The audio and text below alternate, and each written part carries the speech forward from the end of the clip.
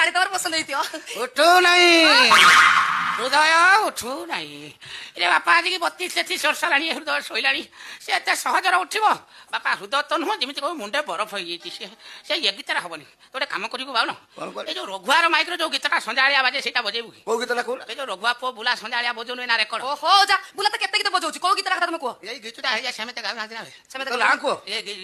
ଓହୋ କିଏ ନେଇଗଲା ନଡିଆ ତେଲ? ଏଇଟା ନା? ନଡିଆ ତେଲ ନା କିରାସିନ ତେଲ ସେଟା ନୁହେଁ। ହଁ? ଏଇଟା ହେଟା କଣ ଗେଟା ଠିକ ତାଳରେ ମନେ ପଡୁଛି? ହଁ ମନେ ପକେଇ କୁହ।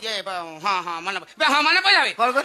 ବାବା ସଲେଲେ ସଲେଲେ ସଲେଲେ ହେ ମାତା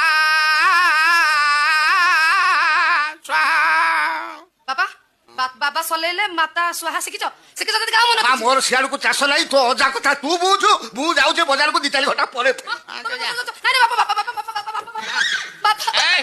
ବଜାରକୁ କାଇଁ ଯାଉଛ?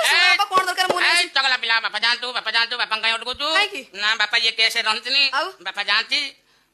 ବାପା ଗୀତ ଗାଆନ୍ତି, ମୁଁ ନାଚନ୍ତି। ତୁ ଆଜିକାଲି ଛୁଆ ତୁ ପାରିବୁନି।